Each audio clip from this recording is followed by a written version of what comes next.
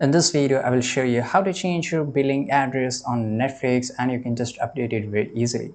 So how you can do it? So you can do it on your mobile application, or you can also do it on this website or Netflix app over the laptop or PC. So just follow this and I will show you. On the top right, you will see this your profile here. There's a lot of profile here. Now you have to go to this account option.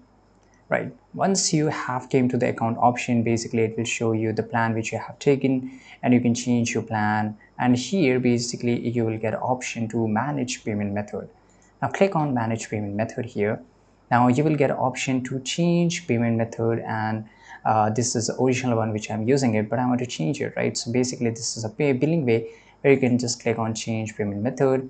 It will ask you from where you want to change. Basically you want to add your credit or debit card, you want to add your wallet, or there's so many wallet, or if you have a promo code or redeem gift, you can also click on it.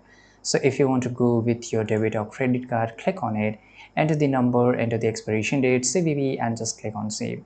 Save way, you can just, if you want to add your wallet, click on it, select your wallet. There's a lot of wallet, and in the same way you can just add your ID and you will be able to change it, right? And you can see here that once you add here, depending on the card, you may be temporarily charged rupees 2, or depending upon your country it could be some different amount.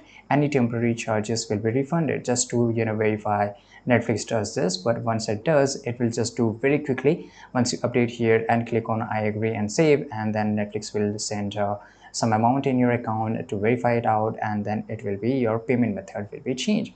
And once the payment method will be changed, here you will see an option. Right now, manage payment method, you will see a different manage payment option to do it. So I hope you found this video very useful. Subscribe.